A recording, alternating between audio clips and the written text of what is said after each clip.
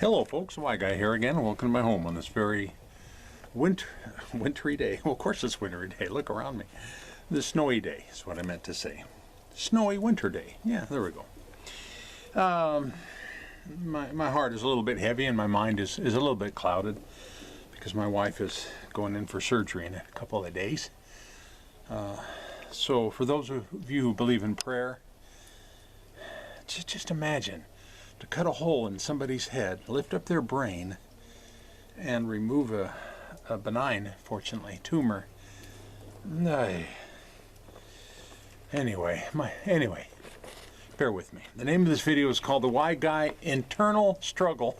How's that title fitting for today? Internal struggle between us and them. All right. Well, you know, I've been called many derogatory things over the years on social media and especially on Facebook.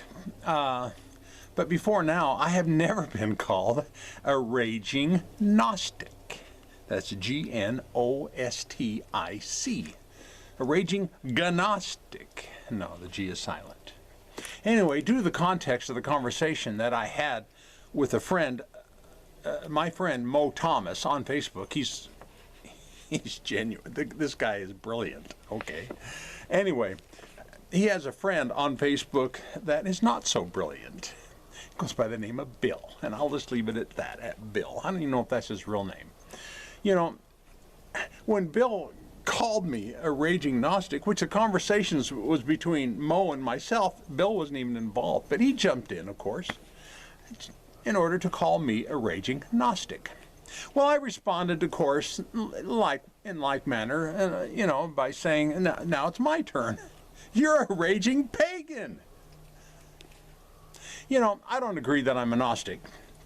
Yet, just about every superstitious indicator that describes a pagan, it fits. It seems to fit the average Christian like a hand in a glove. It just does. Sadly, there's an internal struggle now between us and them. All right, now you get where I got my title from. Which it doesn't really make any sense since we're all one in the spirit, including that guy Bill. Okay? But in the mind, we are not, and that's where the problem lies. Okay? Thus the reason I loosely and often use the term pagan-minded. Okay? So if someone considers me a raging Gnostic, then there has to be a reason for it, and I wanted to know why. So likewise, if I consider the average Christian a pagan, then there has to be a reason why as well. You follow me on this reasoning? I'm only going to scratch the surface of my findings, and I'll be the first to admit that it's only my opinion. That's all it is, based upon my personal research. If your personal research comes up with something different, then go for it.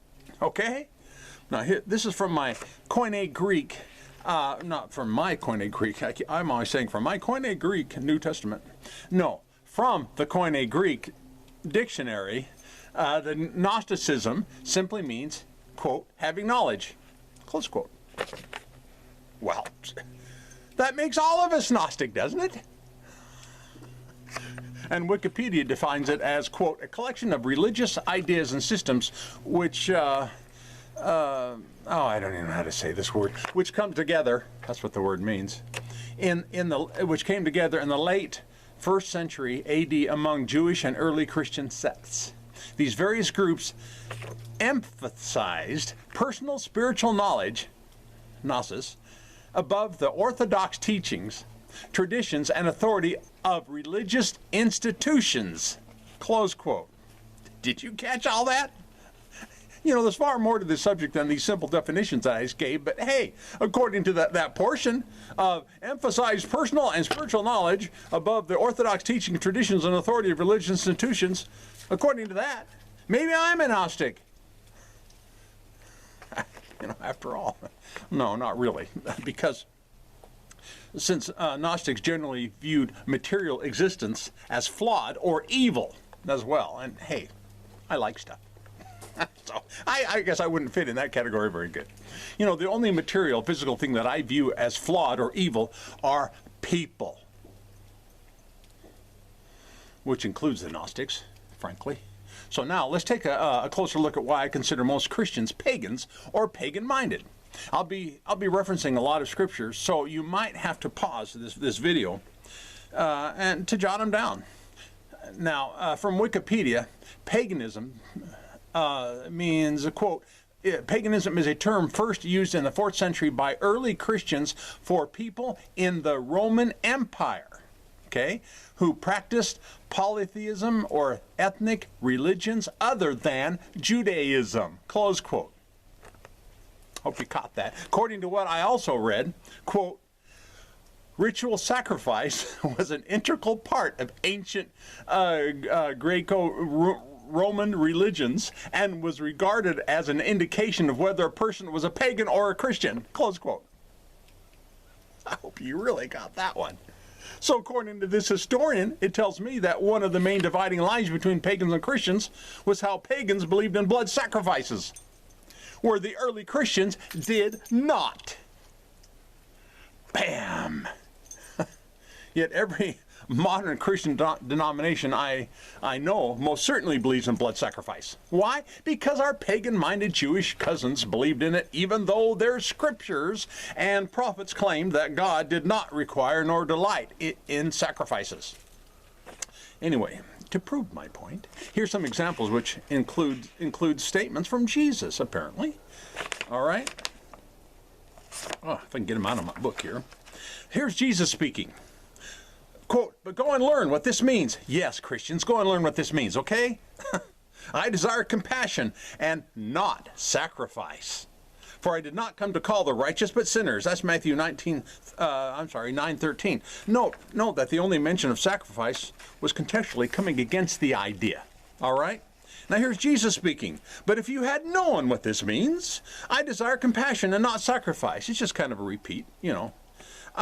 You would not have condemned the innocent. And he's speaking about himself and possibly even the innocent animals that were slaughtered. All right, that's Matthew 12:7. I also want you to understand that the only mention of sacrifice was contextually coming against the idea. All right? And by the way, this video isn't about sacrifice. I'm just using this to prove that how the ancient Jews ignored Jesus and how Christians are ignoring Jesus and their own prophets. All right? Follow me here. Now, referring to Jesus, as well as quoting from the Old Testament, quote, therefore, when he comes into the world, speaking of Jesus, he says, sacrifice and offerings you have not desired. Just ignore those words, okay? But a body you have prepared for me, close quote. That's Hebrews 10:5. And I want you to take a note that the only mention of sacrifice was contextually coming against the idea once again. Okay, quote, this man, meaning Jesus, delivered over by the predetermined plan and foreknowledge of God, you nailed to a cross by the hands of godless men and put him to death. Who put him to death? Close quote, by the way. Who put him to death wasn't part of the quote. That's Acts 2:23. Note that the Koine Greek uses the term assassinated in this verse, and the word sacrifice wasn't even used. For Jesus being supposedly sacrificed. Yeah. Revelations 12:8 speaks of how the Lamb, Jesus, was slain, not sacrifice, before the foundation of the earth. The word slain is synonymous to the words murder and not to the word sacrifice. You know, this should speak volumes, but it's usually ignored by most Christians. Simply put, just because God had foreknowledge and predetermined plan to allow it, it doesn't make God out to be a murderer. Okay, you follow me? I've got a few more. Quote, sacrifice and meal offerings you have not desired. Meal offerings was thrown into that for those of you who think that that's something special. Okay, where was I?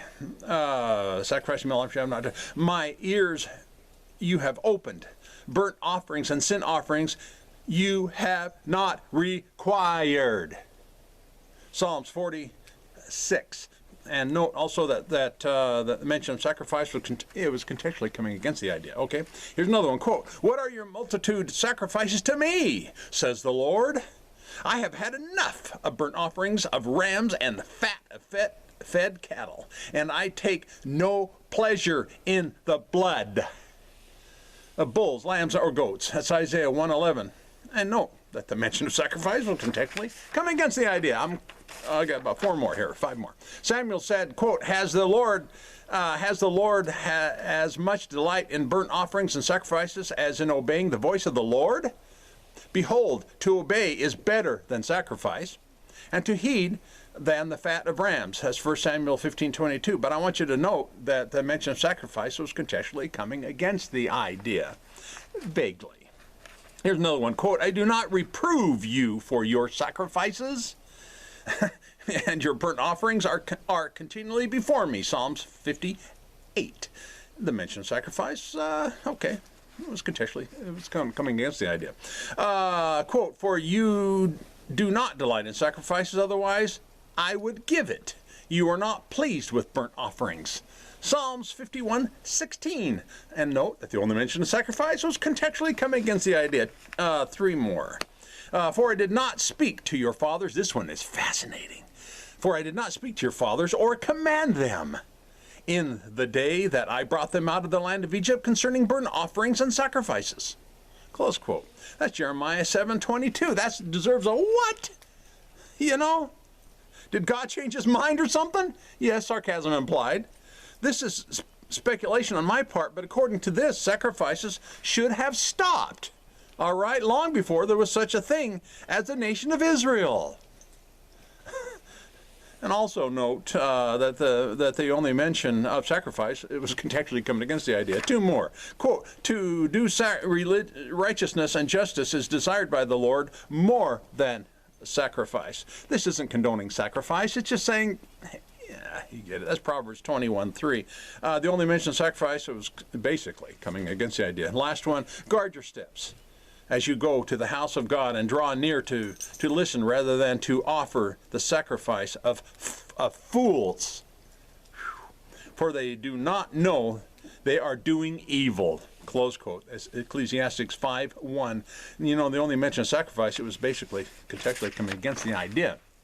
Okay, so you're kind of trying to hurry things up. You know, if you still think that sacrifice is legit, then your problem is with every one of these passages and not with me. However, usually what happens is people who disagree with my controversial assessment, they will conveniently pluck out 1 or 2 of these verses and offer a different or unique context, which is fine.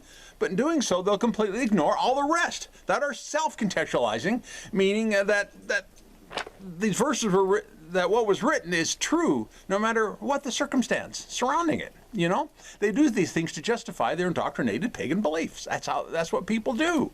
I understand. I really do. Hey, the ancient Jews murdered a lot of their own prophets for trying to set them straight.